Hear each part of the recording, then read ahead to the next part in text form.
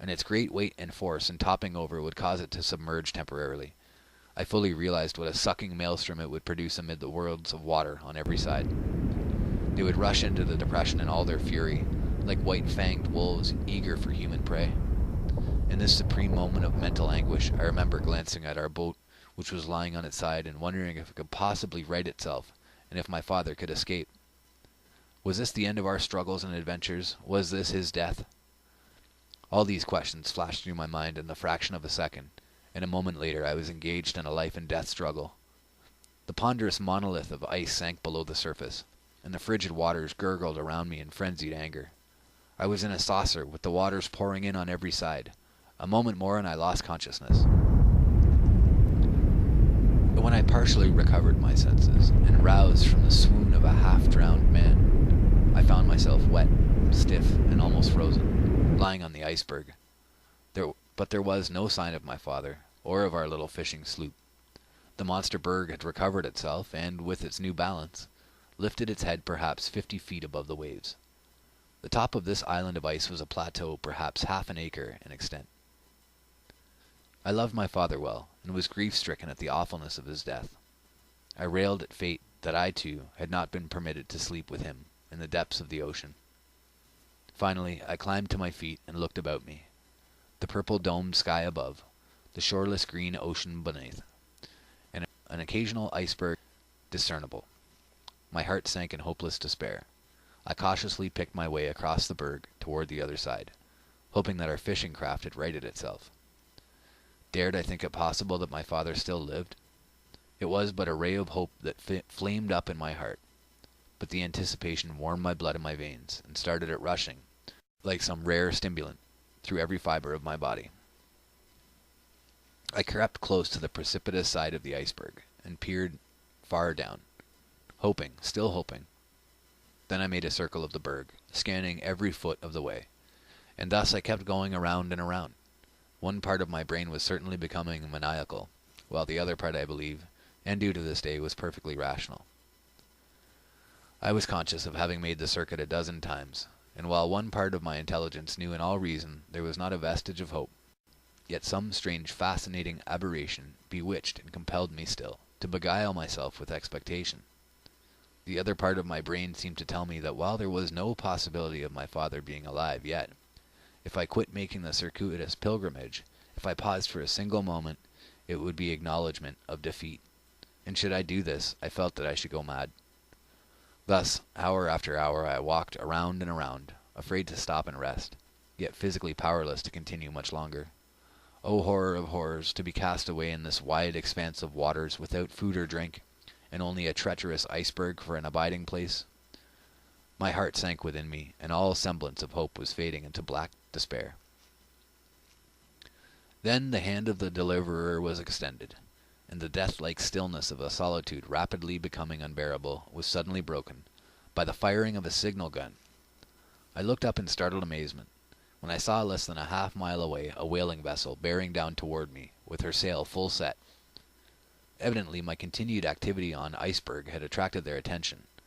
On drawing near, they put out a boat, and descending cautiously to the water's edge I was rescued, and a little later lifted on board the whaling ship. I found it was Scotch whaler the Arlington. She had cleared from Dundee in September, and started immediately for the Antarctic, in search of whales. The captain, Angus Macpherson, seemed kindly disposed, but in matters of discipline, as I soon learned, possessed of an iron will. When I attempted to tell him that I had come from the inside of the earth, the captain and mate looked at each other, shook their heads, and insisted on me being put in a bunk under strict surveillance of the ship's physician. I was very weak for want of food, and had not slept for many hours. However, after a few days' rest, I got up one morning and dressed myself without asking permission of the physician or anyone else, and told them that I was as sane as anyone. The captain sent for me and again questioned me concerning where I had come from, and how I came to be alone on an iceberg in the far-off Antarctic Ocean. I replied that I had just come from the inside of the earth, and proceeded to tell him how my father and myself had gone in by way of Spitzbergen and come out by way of the South Pole. Whereupon I was put in irons. I afterward heard the captain tell the mate that I was as crazy as a March hare, and I must remain in confinement until I was rational enough to give a truthful account of myself. Finally, after much pleading and many promises, I was released from irons. I then and there decided to invent some story that would satisfy the captain, and never again refer to my trip to the land of the smoky god, at least until I was safe among friends. Within a fortnight I was permitted to go about and take my place as one of the seamen. A little later the captain asked me for an explanation. I told him that my experience had been so horrible that I was fearful of my memory, and begged him to permit me to leave the question unanswered until some time in the future. "I think you are recovering considerably," he said, "but you are not sane yet by a good deal. Permit me to do such work as you may assign," I replied, "and if it does not compensate you sufficiently, I will pay you immediately after I reach Stockholm, to the last penny." And thus the matter rested. On finally reaching Stockholm, as I have already related, I found that my good mother had gone to her reward more than a year before. I have also told how, later, the treachery of a relative landed me in a madhouse, where I remained for 28 years, seemingly unending years, and still later after my release how I returned to the life of a fisherman, following it sedulously for 27 years. Then how I came to America, and finally to Los Angeles, California. But all this can be of little interest to the reader. Indeed, it seems to me the climax of my wonderful travels and strange adventures was reached when the Scotch sailing vessel took me from an iceberg on the Antarctic Ocean. Authors afterward. I found much difficulty in deciphering and editing the manuscripts of Olaf Jansen.